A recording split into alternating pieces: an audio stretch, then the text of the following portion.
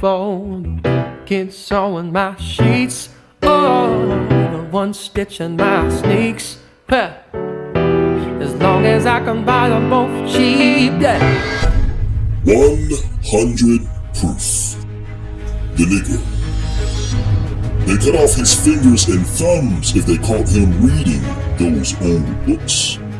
After all, those books revealed his true identity.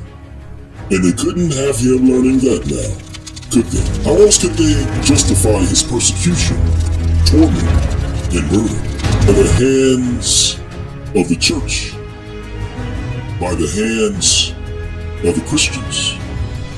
The church openly persecuted the children of Israel. In fact, they persecuted none other than the royal house of Judah. Now, while Judah was in captivity, Judah was fed from the mouth of the great red dragon and the daughter of Babylon. You see, the daughter of Babylon taught Judah his history, a version of history which began with slavery and the west coast of Africa. This altered version of Judah's history began in 1619 with the arrival of Africans in English colonies on the east coast of what would later give rise to the United States of America. Judah's history before 1619 was simply omitted, covered over with new books containing a slightly modified history. To cover up this truth, modern-day books occasionally omit key parts of quotes which describe the Jews as Negro or Black, often by using well-placed ellipses to hide the truth. We can even find modern books deleting entire paragraphs which describe the Jews as being placed on West and Central Africa in great numbers and then sold into slavery.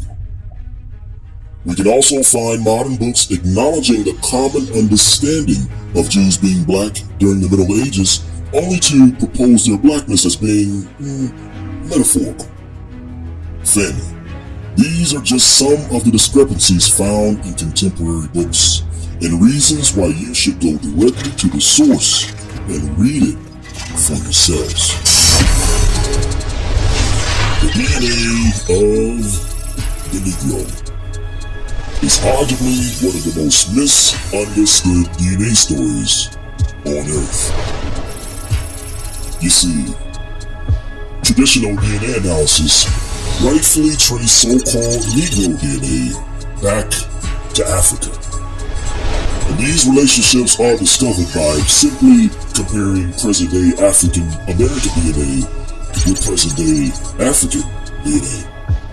And as stated before, this analysis rightfully identifies our deep connection with our African brothers and sisters. However, there's one critical missing component in this type of DNA analysis.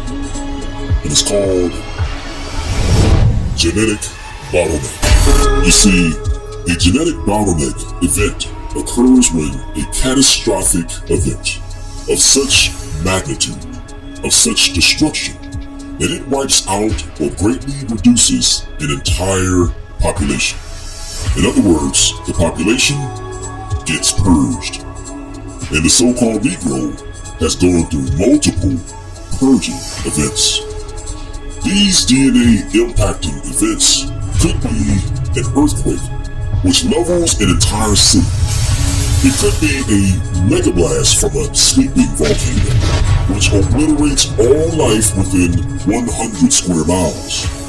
Or, in the case of the so-called Negro, it could be the transatlantic slave trade.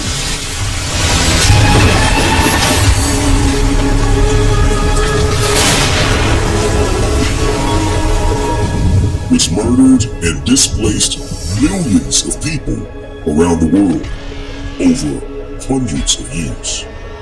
Or a genetic bottleneck event could be triggered by an expulsion edict or an inquisition, which evicted and murdered hundreds of thousands of the house of Judah. in Spain, and Portugal. And so, these major events, which caused hundreds of thousands of people to disappear from an entire region, subsequently changed the DNA profile of the surviving population. Most importantly, these genetic bottleneck events impact DNA matches which display on modern-day DNA reports. For example, so-called Negro DNA isn't found among certain modern-day populations in great numbers, and it's because the Jews were expelled from those places. For example, today's DNA reports don't show so-called Negro DNA matches in and around present-day Israel. However, if we instead compare so-called Negro DNA to ancient DNA extracted from archaeological sites in Israel and Lebanon, we find something unexpected. We find so-called Negro DNA buried in the ground of ancient Israel before the time of the Messiah.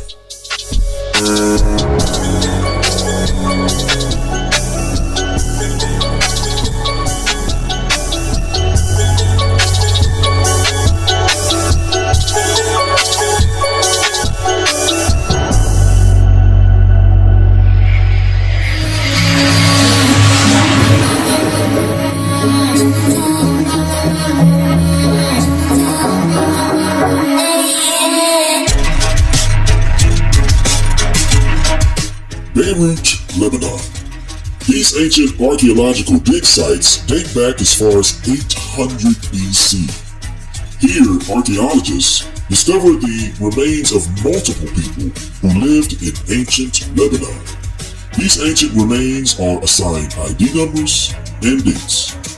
In this particular archaeological site in Beirut, Lebanon, we examined one of the DNA samples collected from an ancient gravesite. DNA from this ancient individual is labeled SFI-43. This particular individual lived approximately 567 to 404 BC.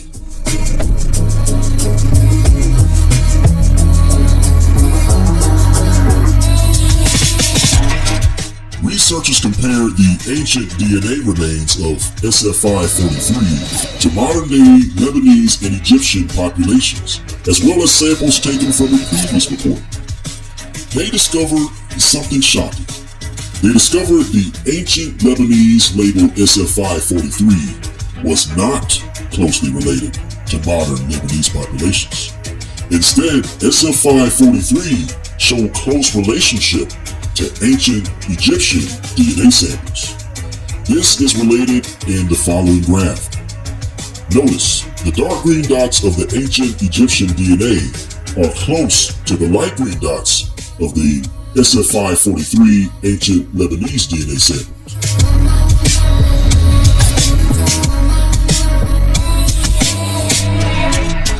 The same findings were illustrated in yet another graph. Now, in this particular graph, related or shared DNA between samples is displayed as red marks. Now notice SFI-43 shows red related marks when compared to the ancient Egyptian DNA samples. However, researchers didn't stop there. They added one additional group to compare their ancient Lebanese SFI-43 DNA to. They compared it to the E1B1A Yoruba DNA of West Africa, and they were surprised to see that it was a perfect match.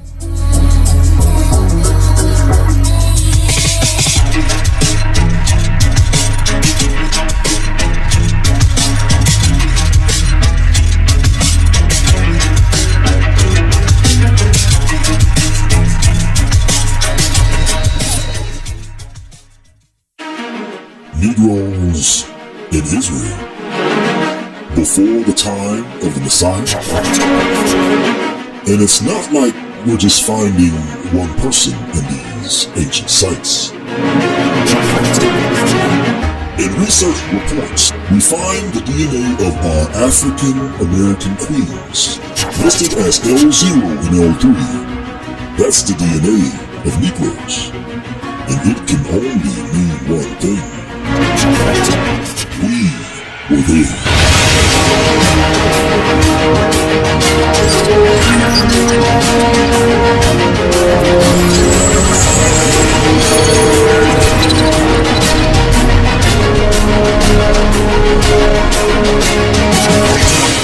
Ancient DNA which matched the Yoruba of West Africa. What is it doing in Beirut, Lebanon in 567 BC? Family.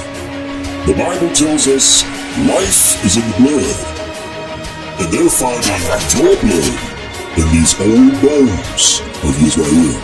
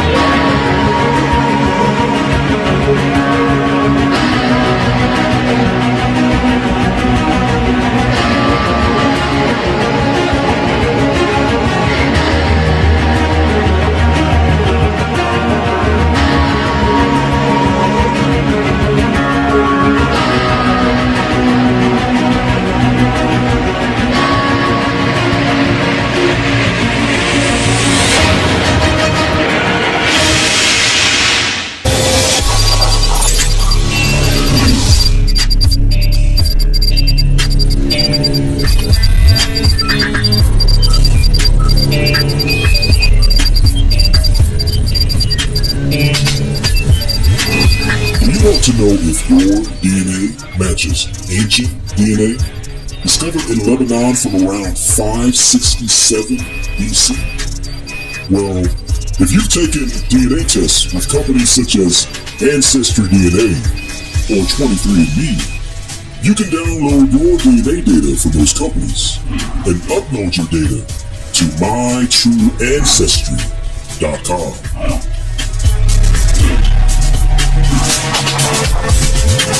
MyTrueAncestry.com will compare your DNA to ancient DNA extracted from archaeological sites all around the world. Now, prices may vary based on the number of archaeological sites you wish to compare your DNA to. And no, we're not associated with MyTrueAncestry. However, if you want to know your story, if you want to know if you're related to ancient human remains discovered in and around Israel before the time of the Messiah, then upload your DNA today. And not only might you find your literal family gravesite in Israel, you also might discover you have a family gravesite in Granada, Spain. But first, let's review how the brews got to Spain in the first place.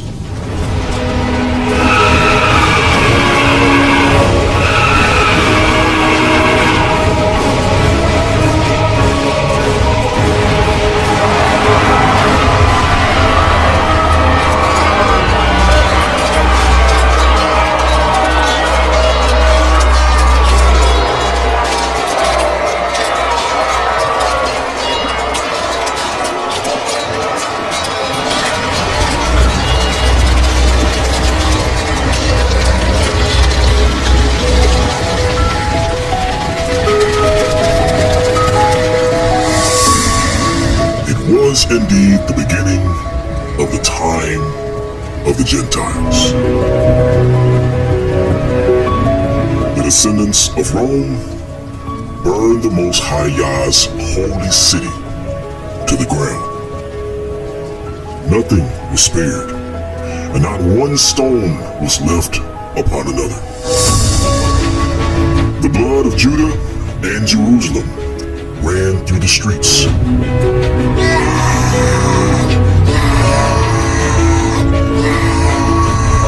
2,000 2/3 would perish by the fire and the sword, and 1/3 would go into captivity. As spoken by Hamashiach, the prophecy had come to pass.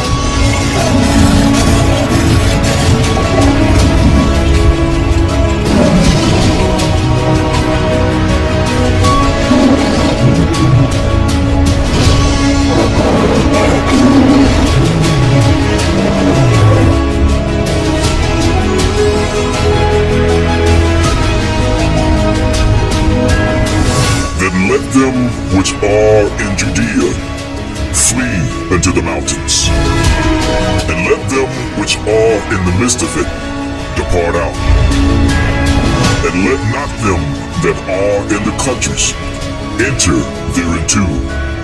For these be the days of vengeance, that all things which are written may be fulfilled.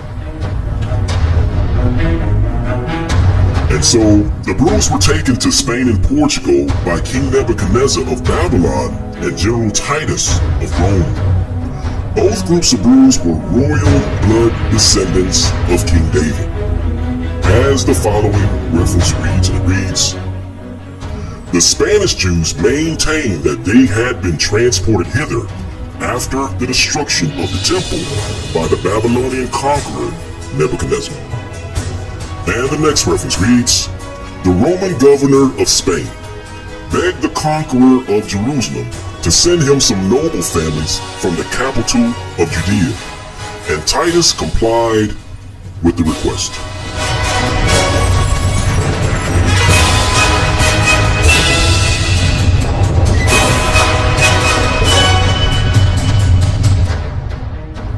So we see the footsteps of the sons of King David made its way to Spain and Portugal, where they lived for over 1,000 years. Ironically, it's here in Spain and Portugal where we witness an amazing transformation of the sons of King David. It's here that the sons of King David transformed themselves into a people called Negroes. It began when a brew and his family and their descendants began calling themselves Negroes in the 11th and 12th centuries. And yes, these are the Negroes, as prophecy states, who are scattered to the four corners of the world.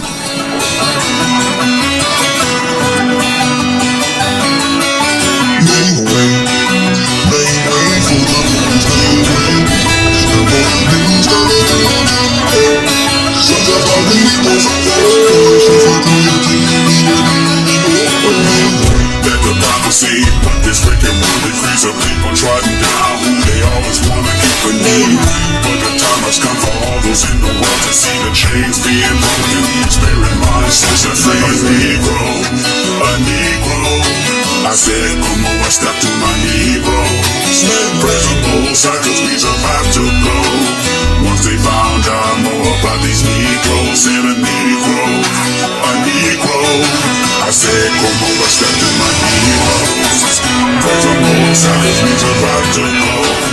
Once they found out more about these Negroes. In 1492, Ferdinand and Isabella issued an edict to expel the Jews. They were banished from Portugal and Spain, and for the faith they were treated inhumane. This kicked off the Atlantic slave trade. Our history they try to erase. This fulfilled Deuteronomy 28. Every single curse is black Hebrews living every day. We are Hebrews and every nation.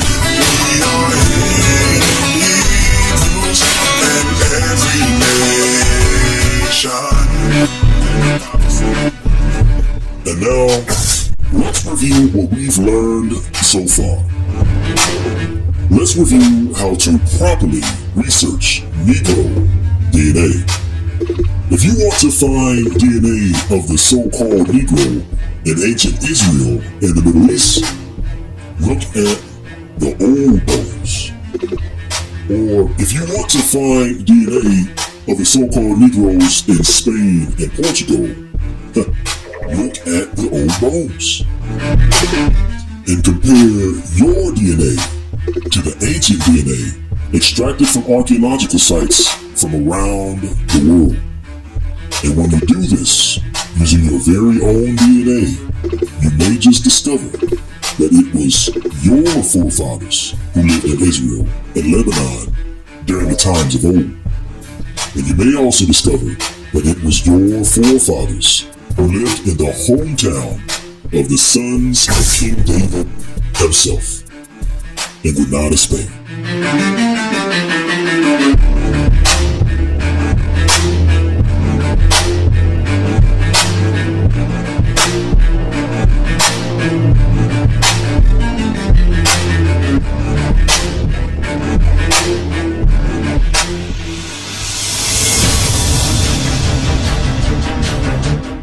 Granada, Spain, was considered the hometown of the sons of King David.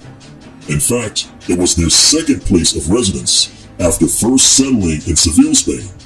As the following reference reads, King Alonso, which we may learn if we can believe it, that the king of Spain, who had assisted Nebuchadnezzar in reducing Jerusalem, brought an enormous population into Spain, all from either the family of David or at least from the tribe of Judah, and that the royal family resided first in Seville, then in Granada, adding that the exiles afterwards had their numbers greatly increased by the fugitives from the desolation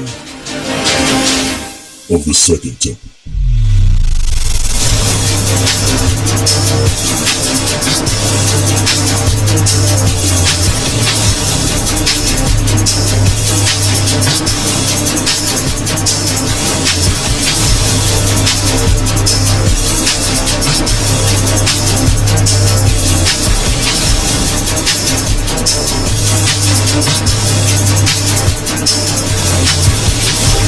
And the next reference reads, the newer Spanish Jewish family of Nasi. Now keep in mind that Nasi is an alternate name for Yaya Negro.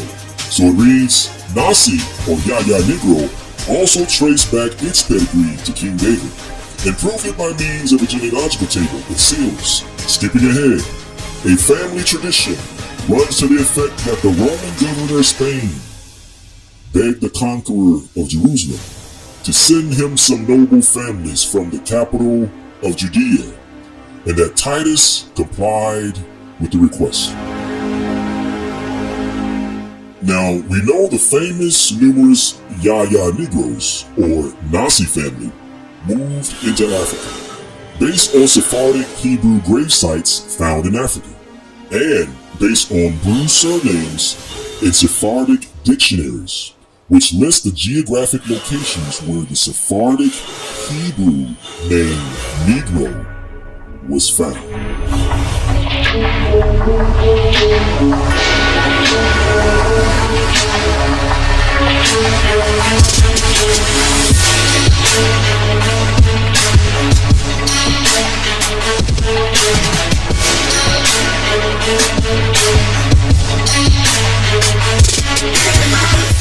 Family. Why were the sons of King David living in Granada, Spain? What was so special about that particular city? Perhaps it was because the city of Granada was given solely to the Jews by the Muslims. In fact, Granada was called Jews' Town, as the following reference reads, Granada was entrusted to the Jews alone. And for this reason, it came to be known at the commencement of the Arab Dominion in Spain by the name Jews' Town. And today, we have African Americans matching the old bones, the ancient DNA extracted from Jews' Town, from an archaeological site which dates to around 950 AD, during the early years of the Arab Dominion in Spain, in the hometown of the sons of King David. Family, did you see what happens when you combine your history with your DNA? Let's see how you can use your very own DNA to prove you are Judah. When reviewing your DNA, you need to be familiar with history. If old references state that large numbers of Jews were sent to Africa, then we should expect a large part of your DNA to match modern-day African populations. As the following reference reads, Robert states that in the reign of King John II, and about the close of the 15th century, large numbers of Jews were expelled from Portugal and taken to the coast of southern Guinea.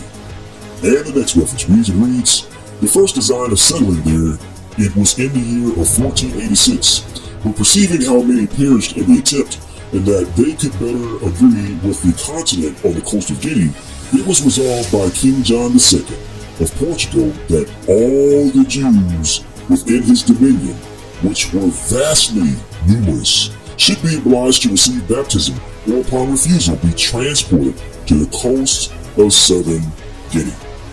And the next reference reads, King John II in 1492 expelled all the Jews to the island of St. Thomas, which had been discovered in 1471, and to other Portuguese settlements on the continent of Africa.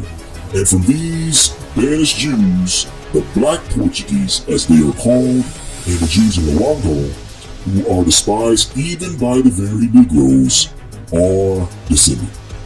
And so, with large numbers of Jews fleeing to Africa, we should expect a large percentage of our DNA to match places in Africa. In fact, so-called African American DNA, E1B1A, is predominantly found in high concentrations in Africa in just 2 places. That's right, family. And the first place of high concentration of African American DNA is found in the place where the Portuguese Jews lived, in great numbers.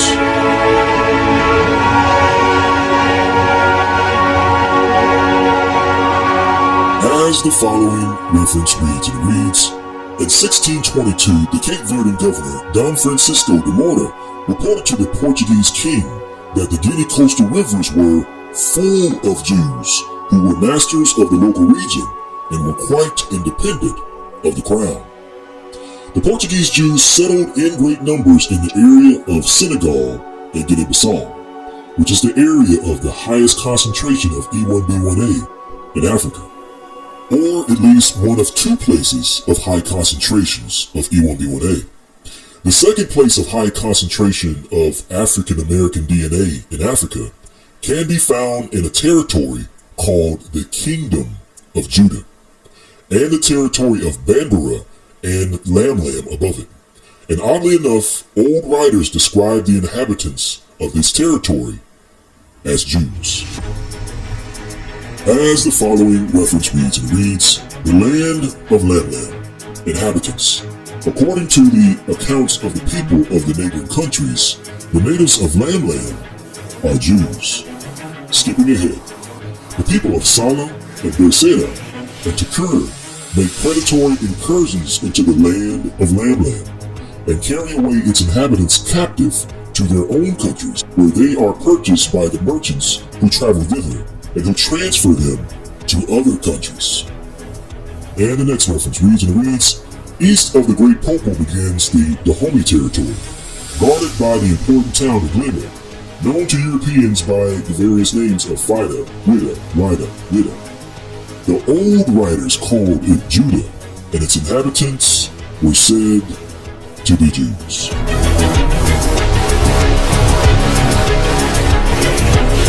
As stated before, the highest concentration of so-called African American DNA is found in places where the Portuguese settled and the Kingdom of Judah.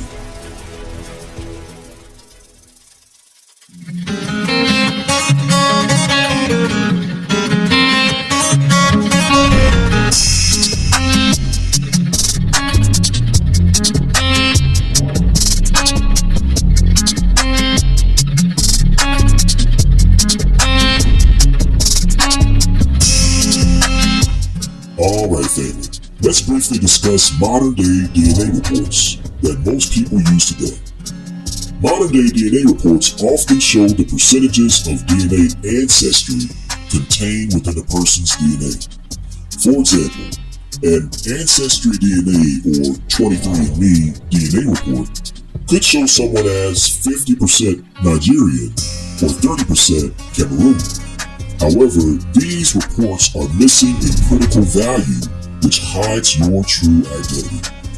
These reports are missing a value called genetic distance. In general, genetic distance shows the similarity of your DNA compared to another person's DNA. The lower the genetic distance value, the more similar the two DNA samples are. For example, a mother and a daughter would have an extremely low genetic distance value compared to a mother and a distant cousin. The lower the genetic distance value, the better. A company named GenMatch provides these types of genetic distance reports. In other words, we can use GenMatch to find your most closely related DNA groups. Your DNA groups with the lowest genetic distance values. For some so-called African Americans, the groups with the lowest genetic distance values are places where the Jews once lived.